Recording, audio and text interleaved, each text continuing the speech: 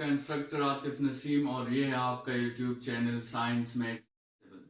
Lecture number 5 आज हम start करेंगे। चैप्टर हमारा है कोऑर्डिनेट ज्योमेट्री और लेक्चर नंबर 5 में आज हम डिस्कस करेंगे द डिस्टेंस फार्मूला। ठीक है, द डिस्टेंस फार्मूला आपके साथ बहुत इंपॉर्टेंट टूल है और ये फार्मूला आप यूज कर सकते हैं जब भी आपको दो एक्सट्रीम पॉइंट्स गिवन हो। कोऑर्डिनेट सिस्टम में आपको दो पॉइंट्स की एड्रेस गिवन हो एक्स वाई ऑर्डर्ड पेयर के फॉर्म में, तो आप इन दोनों पॉइंट्स के दरमियान स्ट्रेट लाइन डिस्टेंस फाइंड कर सकते हैं या आप इन दोनों पॉइंट्स के दरमियान शॉर्टेस्ट डिस्टेंस फाइंड कर सकते हैं with the help of distance formula. आज हम ये फार्मूला डिराइव करेंगे और फिर आप इस पे मुख्तलिफ किस्म के क्वेश्चन सॉल्व कर सकते हो। दो पॉइंट्स के दरमियान आप डिस्टेंसेस फाइंड कर सकते हो। लेट्स सपोज ये हमारे साथ कोऑर्डिनेट सिस्टम है और हमने इसमें दो पॉइंट्स कंसिडर किए हुए हैं। एक ये पॉइंट है आपके साथ x1 y1 और दूसरा ये पॉइंट है आपके साथ x2 y2। ठीक है, and we are concern to find the shortest distance between these two points और उस डिस्टेंस को मैंने d का नाम दिया है। इस डिस्टेंस को फाइंड करने के लिए मैं एक राइट एंगल ट्राइंगल बनाने की कोशिश करूंगा और फिर ट्रिग्नोमेट्री के जो रूल्स हैं हमारे साथ उसको अप्लाई करते हुए मैं ये डिस्टेंस फाइंड करूंगा। या राइट एंगल ट्राइंगल के का जो कंडीशन है आपके साथ, जिसे हम पाइथागोरस थ्योरम कहते हैं, उसके हेल्प से हम ये डिस्टेंस जो है ये फाइंड करेंगे। तो आपके साथ जो ये पहला पॉइंट है जिसके कोऑर्डिनेट्स x1 और y1 है, इसके कोऑर्डिनेट्स का मतलब ये है कि अगर आपने इस पॉइंट तक पहुंचना है तो ओरिजिन से आप x एक्सिस पर x1 का फासला तय करें, फिर आप y एक्सिस पर y1 का फासला तय करें और ये कोऑर्डिनेट्स यहां पर मैंने मेंशन किए हैं x1 और y1। इसी तरह जो पॉइंट x2 y2 है उसके कोऑर्डिनेट्स भी आपके साथ मेंशन है। This distance on x-axis is x2 and this distance on y-axis is y2। ठीक है, ये आपके साथ जो है इस पॉइंट से लेकर इस पॉइंट तक डिस्टेंस x2 है और इस पॉइंट से लेकर इस पॉइंट तक डिस्टेंस जो है वो x1 है। This distance is x2 and this distance is x1। अगर आपने ये डिस्टेंस फाइंड करना है so you can subtract this distance from this distance to get this distance। so ये डिस्टेंस आपके साथ होगा x2 minus x1।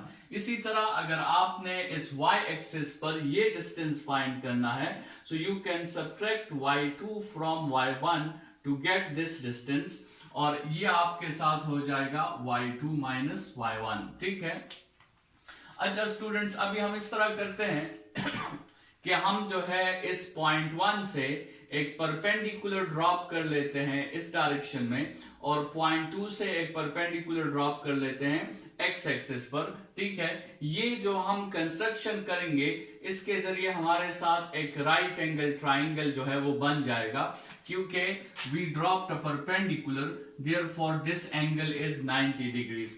तो आपके साथ एक राइट एंगल ट्राइंगल बन गया और आपके साथ जो रन है, इस पॉइंट ने जितना रन किया है वो रन हमने इनडायरेक्टली फाइंड कर लिया है, that is x2 minus x1। क्योंकि ये शेप जो आपको नजर आ रही है ये रेक्टेंगल की शेप है और रेक्टेंगल के शेप में अपोजिट साइड्स आपके साथ इक्वल होते हैं। So if this distance is x2 minus x1, this distance is also x2 minus x1। इसी तरह स्टूडेंट्स राइज भी हमने इनडायरेक्टली फाइंड कर ली है। आप इस शेप को देखें, so this is also a rectangle और इसमें ये जो आपके साथ डिस्टेंस है ये आपके साथ इस डिस्टेंस के इक्वल होगा, that is y2 minus y1। सो हमने अपने लिए ट्राइंगल का बेस भी फाइंड कर लिया है और हमने ट्राइंगल का परपेंडिकुलर भी फाइंड कर लिया है। अभी हम राइट एंगल ट्राइंगल का जो कंडीशन है, पाइथागोरस थ्योरम जिसे हम कहते हैं, वो हम यूज कर सकते हैं और उसके हेल्प से हम अपने लिए ये दो पॉइंट्स के दरमियान डिस्टेंस जो है ये फाइंड कर सकते हैं। सो आपके साथ फॉर्मूला है hypotenuse is equal to under the root base square plus perpendicular square और इसमें आप बेस की value x2 minus x1 put कर सकते हो और परपेंडिकुलर की value y2 minus y1 put कर सकते हो। ये आपके साथ ये फॉर्मूला डिराइव्ड हो गया है। ठीक है, इस फॉर्मूला में जो है आपने उन दो पॉइंट्स की वैल्यूज पुट करनी है, आपने इसे सॉल्व करना है और ये फॉर्मूला आपको उन दो पॉइंट्स के दरमियान डिस्टेंस जो है वो प्रोवाइड कर देगा। अच्छा, यहाँ पर जो आपके साथ स्क्वेयर्स नजर आ रहे हैं, तो स्क्वेयर जो है ये एक इवन पावर है और ये माइनस को जो है रिमूव कर देता है। तो जरूरी नहीं कि आप x2 माइनस x1 लिखें, आप यहां पर x1 माइनस x2 भी मेंशन कर सकते हैं, क्योंकि आपके साथ जो है लेट्स सपोज हम कंसिडर करते हैं 3 माइनस 1 होल स्क्वेयर, तो 3 माइनस 1 होल स्क्वेयर से भी 4 आता है, लेकिन अगर हम 1 माइनस 3 होल स्क्वेयर करेंगे तो 1 माइनस 3 से माइनस 2 आता है, लेकिन माइनस 2 पर जो स्क्वेयर आएगा वो उसको दोबारा 4 में कन्वर्ट कर देगा। तो जरूरी नहीं कि आप हमेशा 2 वाला सबस्क्रिप्ट ही आगे लगाएं, आप 1 वाला सबस्क्रिप्ट भी आगे लगा सकते हैं। जैसे इस दूसरे फॉर्मूला में मैंने 1 का सबस्क्रिप्ट जो है वो आगे लगा दिया है, x1 minus x2 whole square plus y1 minus y2 whole square. तो ये आपकी चॉइस है कि आप जो है सेकेंड सबस्क्रिप्ट को आगे लगाते हैं या फर्स्ट सबस्क्रिप्ट को आगे लगाते हैं, लेकिन फॉर अ गुड प्रैक्टिस ये बात हमेशा याद रखें कि यहाँ पर अगर आपने 2 को आगे लगाया है तो y में भी आपको 2 सबस्क्रिप्ट आगे लगाना होगा, और अगर x में आपने 1 सबस्क्रिप्ट आगे लगाया है तो y में भी आपको 1 सबस्क्रिप्ट आगे लगाना होगा। ये जरूरी नहीं है, लेकिन फॉर अ गुड प्रैक्टिस जो है आप इसे कर सकते हैं कि जो रूल आप बेस के लिए अप्लाई कर रहे हैं बिल्कुल उसी तरह के स्टेप्स आप जो है परपेंडिकुलर के लिए भी अप्लाई करें। बहरहाल ये आपके साथ डिस्टेंस फार्मूला के दो फॉर्म्स हैं। ये डिस्टेंस फार्मूला आपके साथ एक कॉम्प्लेक्स फार्मूला आप इसे कह सकते हो, क्योंकि इसमें जो दो पॉइंट्स के दरमियान डिस्टेंस है वो असल में एक 2 डायमेंशनल डिस्टेंस है। उस डिस्टेंस का कुछ रंग भी मौजूद है और कुछ राइज भी मौजूद है। अगर हम इस फार्मूला के कुछ स्पेशल केसेस ले लें, हम एक ऐसा केस कंसिडर करें जिनमें वो दोनों पॉइंट्स जो हैं, वो दोनों पॉइंट्स के दरमियान जो डिस्टेंस है that distance is parallel to x axis, मतलब उस पॉइंट ने जो फासला कवर किया है वो फासला आपके साथ एक्स एक्सिस को पैरेलल है। इसका मतलब ये हुआ कि उस फासले में x की वैल्यू तो चेंज हुई है लेकिन y की वैल्यू चेंज नहीं हुई। वो बॉडी ना अपवर्ड मूव हुई है ना डाउनवर्ड मूव हुई है, तो y की वैल्यू उसमें चेंज नहीं हुई। तो इन पॉइंट्स के कोऑर्डिनेट्स जरा आप चेक करें, x1 y1 और दूसरा पॉइंट है आपके साथ x2 y1, मतलब आपके साथ y की कोऑर्डिनेट जो है वो चेंज नहीं हुई। अगर आप इस पे ये फार्मूला अप्लाई करेंगे तो आपके साथ x2 minus x1 whole square plus y1 minus y1 whole square, तो उससे आपके साथ 0 आ जाएगा और सिर्फ ये टर्म रह जाएगा और इसको आप अंडर रूट के साथ कैंसिल कर सकते हैं। तो वो डिस्टेंस जो x एक्सिस के पैरेलल है उसके लिए सिंपल आप ये फार्मूला डिस्टेंस का अप्लाई कर सकते हैं, x2 माइनस x1 या फिर x1 माइनस x2, ठीक है। अच्छा, यहां पर जो है अगर एक डिस्टेंस वर्टिकल डिस्टेंस है, वर्टिकल डिस्टेंस का मतलब ये है कि उस डिस्टेंस ने उन दो पॉइंट्स ने आपके साथ जो है y कोऑर्डिनेट को चेंज किया है लेकिन x कोऑर्डिनेट को उसने चेंज नहीं किया, क्योंकि ये बॉडी ये डिस्टेंस ना राइट की तरफ गई है और ना लेफ्ट की तरफ गई है, मतलब इसने अपनी x वैल्यू को चेंज नहीं किया। तो अगर आप इस पे फार्मूला अप्लाई करेंगे x1 minus x1 whole square plus y1 minus y2 whole square या x1 minus x1 whole square plus y2 minus y1 whole square, तो x वाला फैक्टर आपके साथ खत्म हो जाएगा और सिर्फ y वाला फैक्टर आपके साथ रह जाएगा और उसको आप अंडर रूट के साथ कैंसिल करके वर्टिकल डिस्टेंस के लिए आप जनरली ये फॉर्मूला भी इस्तेमाल कर सकते हो, that is y2 minus y1। ये एक एग्जांपल है स्टूडेंट्स, आसान सा। एक पॉइंट आपके साथ 3 9 है, दूसरा पॉइंट आपके साथ 1 2 है। तो आप अगर डिस्टेंस फाइंड करना है तो 3 minus 1 whole square plus 9 minus 2 whole square, और इसको सिंप्लीफाई करके आप अपने लिए आंसर निकाल सकते हैं। स्टूडेंट्स आप इस तरह भी कर सकते हैं कि 1 minus 3 whole square plus 2 minus 9 whole square, दोनों से आपका आंसर जो है वो करेक्ट आएगा। ये आपके साथ ये दो फार्मूलाज हैं, आप जो है 3-1 और 9-2 करते हैं, या 1-3 और 2-9 करते हैं, ये आपकी चॉइस है। स्टूडेंट्स, इस लेक्चर में और पिछले लेक्चर में हमने डिस्टेंस फार्मूला को और डिस्टेंस फार्मूला के साथ साथ हमने स्लोप की बात की थी, और फिर हमने स्लोप की बहुत इंपॉर्टेंट प्रॉपर्टीज के बारे में भी पढ़ा था, जिसमें दो प्रॉपर्टीज ये थी कि आपके साथ पैरेलल लाइंस का स्लोप हमेशा इक्वल होता है, और परपेंडिकुलर लाइंस जो हैं उनके स्लोप का प्रोडक्ट हमेशा -1 के इक्वल होता है, या परपेंडिकुलर लाइन के स्लोप्स जो होते हैं वो एक दूसरे के नेगेटिव रेसिप्रोकल्स होते हैं। इस डिस्टेंस फार्मूला और इन स्लोप की प्रॉपर्टीज को कंबाइनली ले जाते हुए हमने इसकी कुछ एप्लीकेशंस पढ़नी है।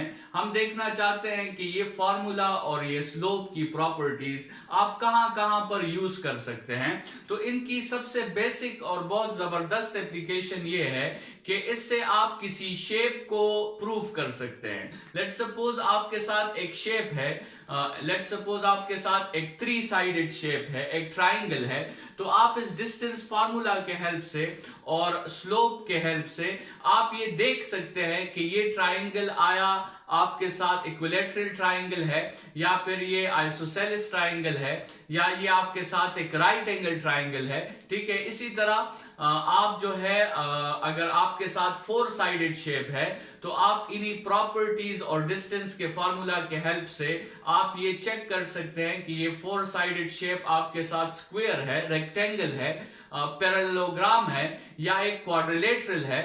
ठीक है, तो ये जो है आप इन प्रॉपर्टीज को यूज करते हुए आप डिफरेंट शेप्स को प्रूव कर सकते हैं, या डिफरेंट शेप्स को आप चेक कर सकते हैं, उनकी ऑब्जर्वेशन आप कर सकते हैं।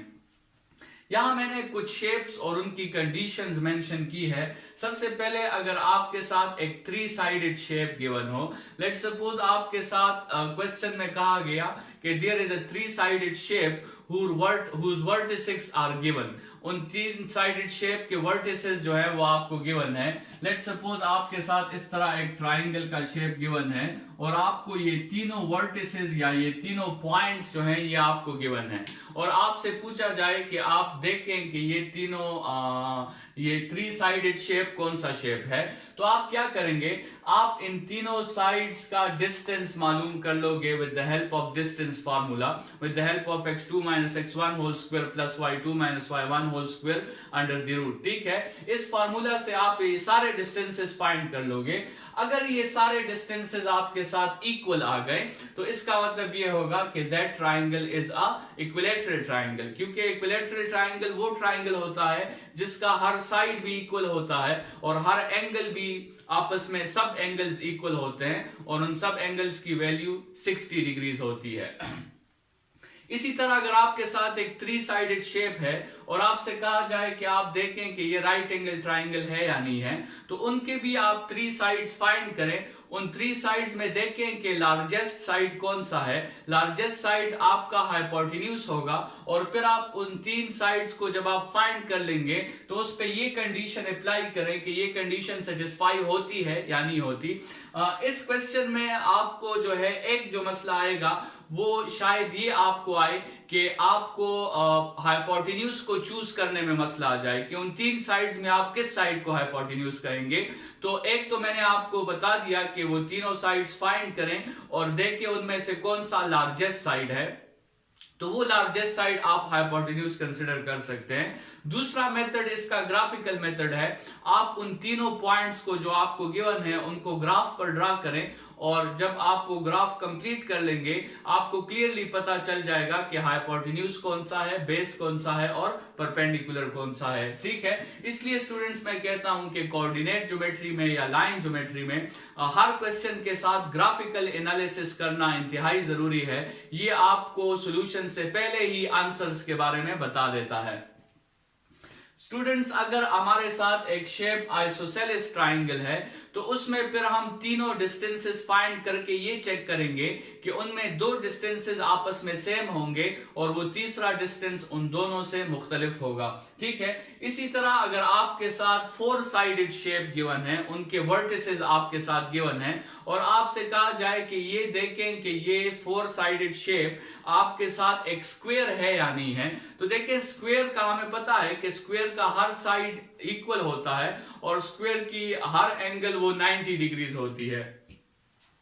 तो आप इस स्क्वायर के शेप में 4 साइड्स फाइंड करेंगे और आप देखेंगे कि वो 4 साइड्स आपके साथ, मैंने यहां पर इसे नाम D1, D2, D3 और D4 दिया है, तो वो सारे डिस्टेंसेस आपके साथ इक्वल होंगे या नहीं होंगे। अगर वो इक्वल हैं तो इसका मतलब ये है कि इतना तो हमने साबित कर दिया है कि opposite all sides are equal, लेकिन अभी तक हमने ये साबित नहीं किया कि एवरी एंगल इज 90। ठीक है, आपको पता है कि स्क्वायर में अपोजिट साइड्स पैरेलल भी होते हैं, तो आप साथ में ये भी शो कर दें कि इस लाइन का D1 का स्लोप और D3 का स्लोप ये दोनों भी इक्वल होंगे और D2 और D4 का स्लोप भी इक्वल होंगे, क्योंकि हमने प्रॉपर्टी पढ़ी थी कि पैरेलल लाइंस जो है उनके स्लोप्स आपस में हमेशा इक्वल होते हैं। और फिर आपने परपेंडिकुलर के लिए क्या शो करना है, आपने शो करना है कि D1 into D4 is -1, D4 into D3 is -1, D3 into D2 is -1, D2 into D1 is -1, क्योंकि परपेंडिकुलर लाइंस के लिए हमने प्रॉपर्टी पढ़ी थी कि the product of their slopes is always equal to -1।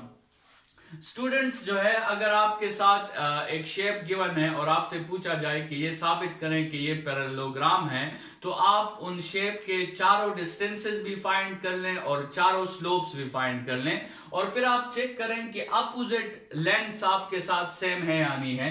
मतलब आप चेक करें कि D1 is equal to D3 and D2 is equal to D4 और फिर आप अपोजिट स्लोप्स भी चेक कर लें कि वो भी सेम है या नहीं। आपके साथ M1 M3 के इक्वल होना चाहिए और M2 आपके साथ M4 के इक्वल होना चाहिए। तो अगर ये सब चीजें इक्वल हैं, then we can clearly see that the four sided shape is a parallelogram. तो स्टूडेंट्स, इस लेक्चर में हमने इस लास्ट पोर्शन में ये देखा कि हम इस डिस्टेंस फार्मूला से और जो हमारे साथ स्लोप ऑफ अ लाइन है उसके हेल्प से हम कितनी अपने लिए एप्लीकेशंस निकाल सकते हैं और मैथमेटिक्स में कितने कंफ्यूजन्स हमारे खत्म हो सकते हैं just by using the distance formula and the properties and the slope of a line.